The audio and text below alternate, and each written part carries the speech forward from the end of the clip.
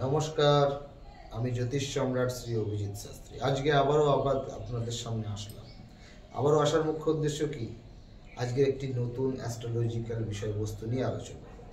জ্যোতিষশাস্ত্র সংক্রান্ত নানাবিধ তথ্য, স্বর্ণালী সূত্রগুলো এবং জ্যোতিষশাস্ত্রের মাধ্যমে কিভাবে আমরা মানব কল্যাণে জ্যোতিষশাস্ত্রকে ব্যবহার করছি বা জ্যোতিষশাস্ত্র দ্বারা আমাদের ব্যক্তিগত জীবনের বিভিন্ন সমস্যা নিয়ে যেগুলো আমরা আলোচনা করে থাকি, তার মধ্যে একটি মুখ্য বিষয় হলো দর্শক বন্ধু কালসর্প দোষ। এই কালসর্প দোষের কথা আপনারা বহুবার শুনেছেন, বহু এপিসোড আপনারা দেখেছেন। কালসর্প 12 প্রকারের হয়, তার মধ্যে আজকে আমাদের যেটা মুখ্য আলোচনার বিষয় সেটা হচ্ছে অনন্ত কালসর্প দোষ। দর্শক বন্ধু, অনন্ত কালসর্প দোষ কীভাবে হয়, হওয়ার ফলে কি হয়, আর এর থেকে বেরিয়ে আসার উপায় কি, ছোট্ট একটা এপিসোডের মাধ্যমে আপনাদেরকে আমি জানিয়ে দিচ্ছি যে আপনি কি করে বুঝবেন যে আপনার বা আপনার সন্তানের জন্মকুণ্ডলিতে অনন্ত কালসর্প দোষ হয়ে রয়েছে। তো চলুন অনুষ্ঠানটা শুরু করি। দর্শক বন্ধু, কালসর্প তখনই হচ্ছে যখন রাহু এবং কেতুর এক সাইডে সমস্ত গ্রহ থাকছে, অন্য দিকটা ফাঁকা থাকছে। এবার যদি কোনো জাতচক্রে দেখা যায় কারোর লগ্নে আছে রাহু, লগ্নে রাহু থাকা মানে তার ঠিক সমসপ্তমে মানে 7 নম্বর ঘরে কেতু অবস্থান করবে 180 ডিগ্রির দূরত্বে, এবং এই লগ্নে রাহু সপ্তমে কেতু একটা সাইডে বাকি গ্রহগুলো থাকবে আর একটা সাইড সম্পূর্ণরূপে ফাঁকা থাকবে।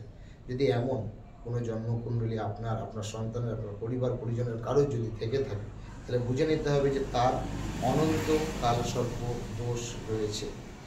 অনন্ত কালসর্প দোষ, এই 12 প্রকার যে কালসর্পের মধ্যে প্রথমটি হলো অনন্ত কালসর্প দোষ। এক কথায় যখন লগ্নে থাকবে রাহু, সপ্তম ঘরে থাকবে কেতু, আর রাহু কেতুর এক সাইডে সমস্ত গ্রহ, অন্য দিকটা ফাঁকা, তখনই হয়ে গেল অনন্ত কালসর্প দোষ।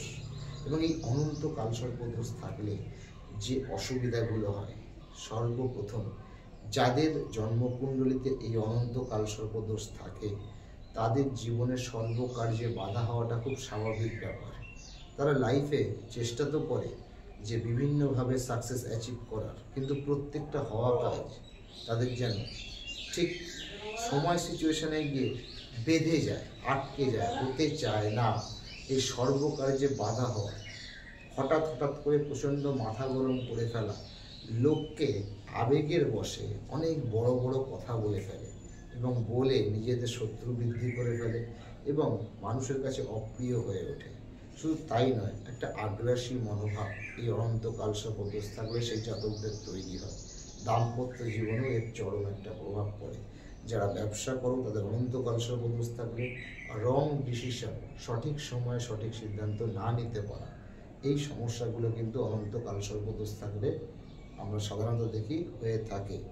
তো এইরকম সিচুয়েশন থাকলে যদি আপনি দেখেন যে আপনার বা আপনার সন্তানের বা আপনার পরিবার পরিজনের কারোর জন্মকুণ্ডলিতে এই অনন্ত কালসর্প দোষ রয়েছে, তাহলে সেখান থেকে বেরিয়ে আসার জন্য কি করা যায়। দর্শক বন্ধু, কালসর্প দোষ খণ্ড, আমি সেই সব পদ্ধতিতে যাচ্ছি না, আমি প্রপার অ্যাস্ট্রোলজিক্যাল ওয়েতে আপনাকে বলছি।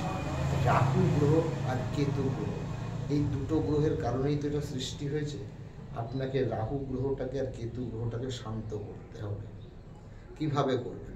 দর্শক বন্ধু, রাহু গ্রহের বীজ মন্ত্র আছে, কেতু গ্রহের বীজ মন্ত্র আছে। আপনি রাহু এবং কেতুর বীজ মন্ত্র যথাপযুক্ত নিয়ম অনুযায়ী, নিয়ম এবং নিষ্ঠার সঙ্গে পালন করে আপনি বীজ মন্ত্রগুলো জপ করুন এবং সব সময় চেষ্টা করবেন আমি যে নেগেটিভ দিকগুলো বললাম, এই আগ্রাসী মনোভাব, এই লোকের কাছে আগ বাড়িয়ে কথা বলতে গিয়ে শত্রু তৈরি করা, বা নিজের মধ্যে একটা সবসময় একটা হাম বড় যে ব্যাপারটা, দাম্পত্য কলহ হবে বা হয় আমি বুঝিয়েছি, কিন্তু যাতে না হয় তার জন্য নিজেকে সংযত করা, কিছুটা এই উপায়গুলো আর সাথে করে রাহু কেতুর বীজ মন্ত্র জপের মাধ্যমে যতটা ওই কালসর্প দোষের প্রভাবটাকে প্রশমিত করা যায়, সেটা করাই হচ্ছে আপনার প্রথম লক্ষ্য। অনুষ্ঠানটা ভালো লাগলে চ্যানেলটা সাবস্ক্রাইব করবেন। নমস্কার, জয় মাতা।